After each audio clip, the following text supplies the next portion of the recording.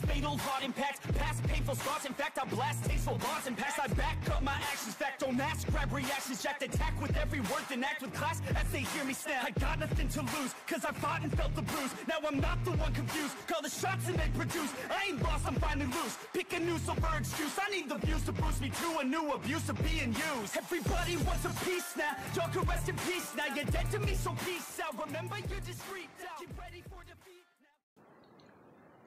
now. Alrighty. Hello everybody. This is Kiru's show here. And now, whenever we last left off with this series, Izuku Midoriya and Yui Kaido. Izuku Midoriya, the night of the USJ attack, broke into a police station and rescued Yui. And the two did then head to a place where Midoriya dug up some of his hidden supplies. Now, with that being said, they were then approached by Kirigiri, a member of the League of Villains. Now, All For One has seen exactly how this boy has performed, and he's very curious about a lot of things this man can do with his quirk. Now, he knew that Midoriya, he would not listen. He's a goody two-shoes, with blood on his hands. He will not work with villains. So, he gave him an offer. Work with him for some time, and he will grant Midoriya his revenge. Now, Midoriya faced off against an offer he's been waiting for. This is his golden ticket. He can get to the person who murdered his parents. Since the very moment that they get out of jail, they would simply just disappear and get away. Now, with that being said, Yui did answer for Midoriya. Instead of choosing love or revenge, he got both. Now, they did then walk through the portal, where Midoriya, he is greeted with a League of Villains on the other side, as Shigaraki is absent. The doctor has reattached his hand and is currently letting Shigaraki heal up. Especially because, All For One, he wanted to make sure his prodigy, or his successor, was on the right path. So he did even give him a regenerative-based quirk. Now, while Shigaraki is resting, the TV would pop on, and Midoriya is greeted by All For One, who does just say hello to the young boy. Now, Midoriya is surprised, as he does look directly at Kirigiri and ask exactly what's going on here. Now, All For One does explain it. He has called him here today because he can help him with his mission of revenge. Now, this did surprise Midoriya. Him asking exactly how would they go about all this. And All For One would give Midoriya the rundown. The quick and easy way, which will stir up a lot of commotion with pro heroes and people alike.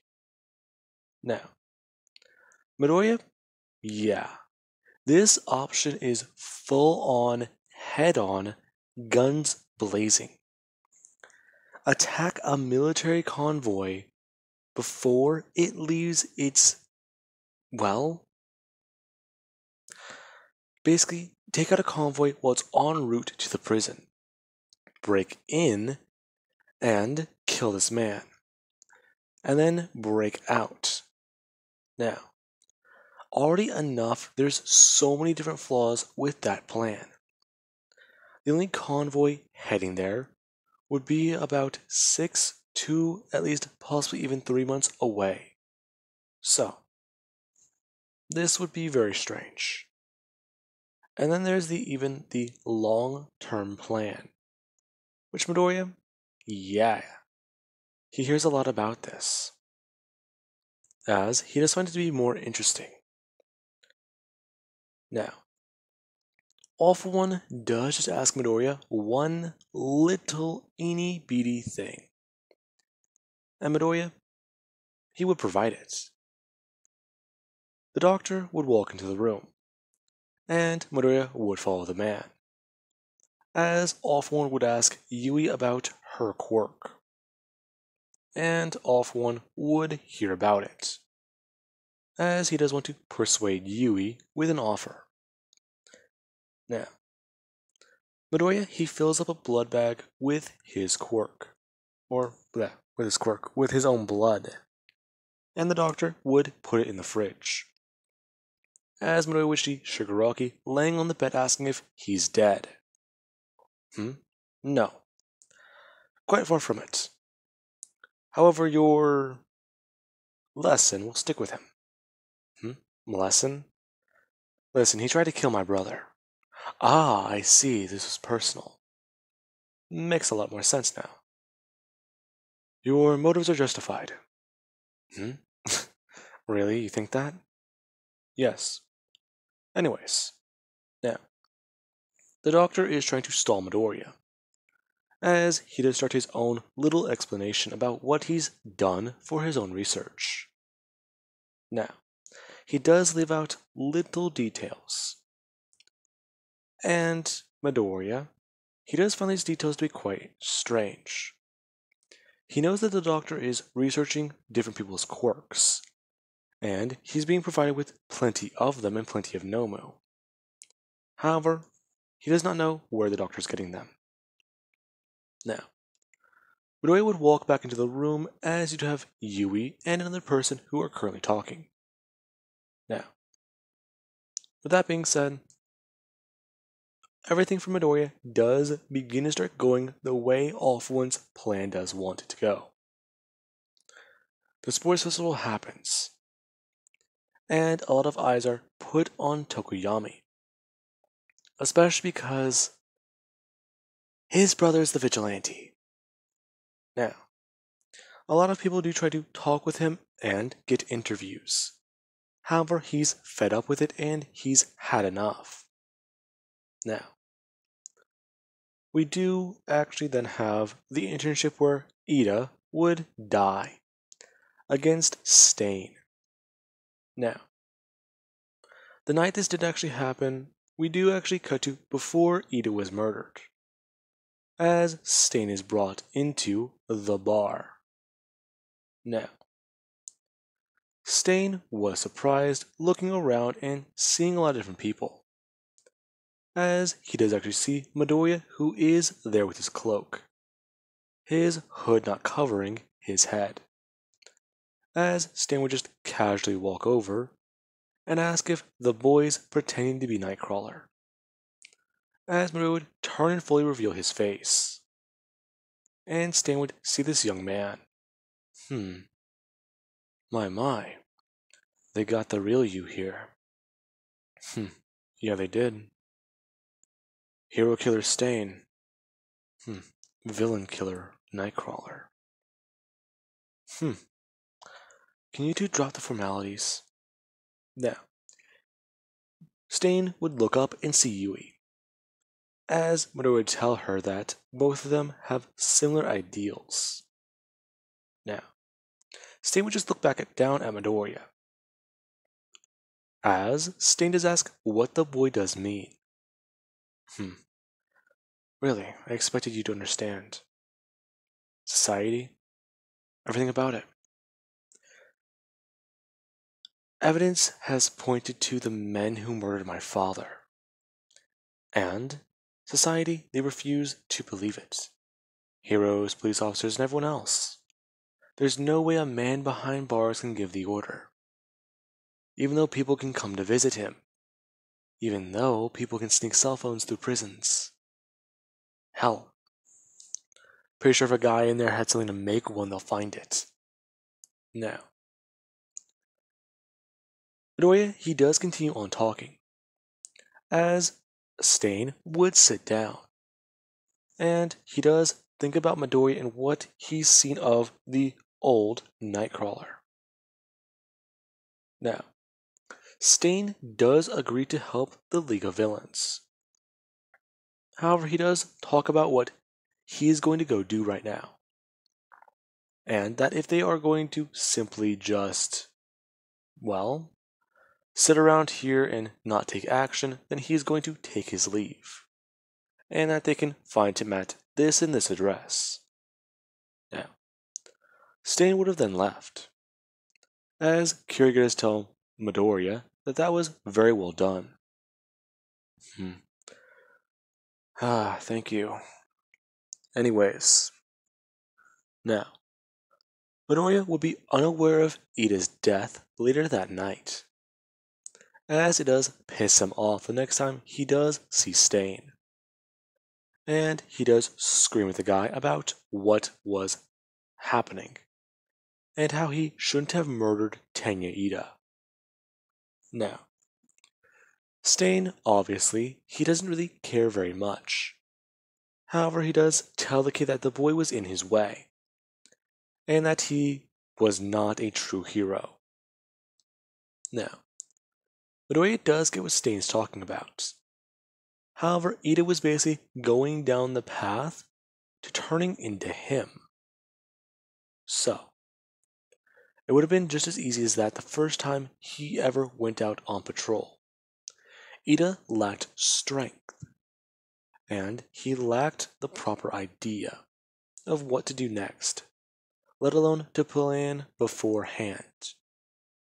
Now, Midoriya would head back to his room, as he does want to mourn the death of a comrade. Now, with that being said, UA, they do get backlash from this, and they're quickly beginning to lose their grip on the public's view of them. Within the last month, kids were attacked by villains. Some almost died, one was very badly hurt, one turned out to be a vigilante, and another one turned out dead on an internship. UA's track record went from spotty to shot in the span of 2 to 3 weeks. Now, we do actually then cut to Midoriya in his room, as he does look around the place. Now, there is the mattress he does sleep on, as he does go to set something down on the nightstand next to his bed with the lamp on there. Now, Midoriya, he does sit down for a minute and go to undo the cloak that he's wearing. Now, he would then just take it off and go to toss it to the chair that's in the corner of the room by the foot of his bed, as he does see the desk that does sit there. It's made of an old wood, and it's somewhat worn out in a darker color, as Midoriya is thinking about it all. Now, Midoriya, he does try to lament on it.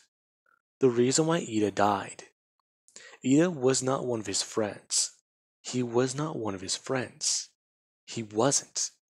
He was in UA to stay undercover. And he starts to think about it. His mind runs wild with the idea. If him and Ida were not friends, why does he feel responsible for his death? Midoriya quickly standing up and going to walk around the room as Light Shadow does pop out of Midoriya's shoulder, and verbally state to Midoriya that he cannot be to blame for him. Midoriya shouting, "No, he is." Now, Midoriya's mind is racing, him thinking about the possibilities. If he was never caught, if he participated in that festival with his brother, if he was able to stop Ida, if he was able to save him, pop in at the last moment and take out Stain. That's what he could have done. However, he was oblivious to all of it. As Midoriya would turn and smash his hand into the wall, Now, someone would knock on Midoriya's door after he does hit the wall, and pull back his hand again to try and go for a second blow. As Midoriya, he would actually go to reach from his pocket and grab his gloves, him slipping both of them on, as he does walk over and try to regain his composure, opening the door and seeing Yui. Hey, are you alright? I'm processing it. Yeah, I know. I could hear you from down the hall.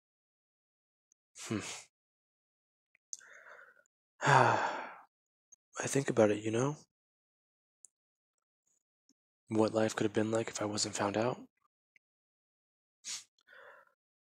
The way my life could have gone if they weren't dead. Midoriya, I just think about it a lot. Would I be at home in my room with headphones in, listening to some music? Me and Tokoyami would be arguing over what genre is better. Classic, punk, heavy. It's all just music when you come straight down to it. And I just think, though, would my father have been able to... Now, she does shout Midoriya, trying to gain his attention. Midoriya finally at least breaking his focus as he does look at her. Now, she does tell Midoriya that it sucks. She knows it. She basically ran away and abandoned her family because they were too pushy. However, he had a comfortable family, and they were taken away from him because of circumstance. Now, Midoriya does stare at Yui for a second, and he does try to think. His father did not really push him and let him go at his own pace. That's why Midoriya got so complacent when it came to his own strength. He was comfortable, and at a point, he was able to control every part of his abilities. And it's only after everything happened he started to discover more and more new things about his own quirk. So, his father never pushed him, neither did his mother. However, for her family, they pushed. And they pushed hard. Now, Midoriya would somewhat smile at Yui, as he does go to bring up his hand and put it on her face. Midoriya is telling her to, at least, thank you, and saying that he's a bit more calm now. Now, Yui does just say that Shiken knows Midoriya is not calm. Sure, he's not as pissed off anymore, but he's still mad, isn't he? Yeah, I am. Incredibly, actually. What can I do, though? Fight Stain. Well, I mean, it's just a crappy idea, but fight Stain? Really? And how would that help? Well, I mean, I'm just speculating, but at the end of the day, you're both on the same side, right? So if you were to fight, you could... Her explaining her reasoning. Basically, it gives Midoriya a reason to beat the shit out of Stain, and also gauge him down the line if they have to face off against him. Now, Midoriya, he quite disliked this idea, and he actually would give you a kiss before also pulling her into a hug. Him going to run down the hall and talk to Kirigiri. Now, Yui does just stand there for 1 second, and she thinks about how Midoriya just praised her, and that it was quite nice, as she is going to leave the room herself. Now, this would be where Midoriya, he would walk into the bar. As soon as he does open the door, you have Shigaraki, who he gives him a big old stink eye. And Midoriya, we would just turn to look at the guy. Shigaraki has not said a single word to him since the day he found out he was here. He's guessing all for one pulled him to the side and said something about it. Now, Midoriya would just ask where Stain is, as you do actually have a few new people who are in the bar, Toga among them, along with Dabi. Now, you do actually have where Kirigiri does tell Midoriya that Stain is currently not here, and that if he does want to wait around, then he can feel free to stay here. No. Listen, I have to get back to my vigilante work. Vigilante work. I see, would you like me to open a portal there? Yes, please. Proper manners. Now, he would go to open the portal, as he doesn't ask Midoriya exactly if he can just give Stain his message. To which Midoriya would just tell Kirigiri that he wants to fight Stain and see what he's capable of. And he does also just want a reason to beat the shit out of him.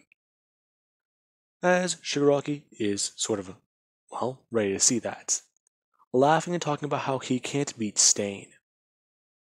To which Midoriya would just ask if Shigaraki has ever been in an actual fight before. Well, I don't know. Really? You see, because I beat you with my bare hands, and I hardly used my quirk. In fact, if I didn't use my quirk, you would have killed Froppy. Froppy? The girl whose throat you tried to disintegrate. You got her, but you didn't kill her. Now, Midoriya can continue on, talking about how if he just sits there all day and does nothing, he won't be able to physically improve and make improvements upon his quirk strategy and technique, as Kirigiri does watch Midoriya. Midoriya then actually backing into the portal, as he does continue his vigilante work in the city. Now, Midoriya does fly away, as he does try to at least think about the plan a bit more, as we do actually have All For One, who he is going to make an appearance in person at the bar, and he plans to at least get Yui to try and go more towards his side. He wants to pull this girl away from Midoriya and use her as a bargaining chip in the future. Now, with that being said, I do hope you guys enjoyed, and have an amazing night. Catch you guys in the next part.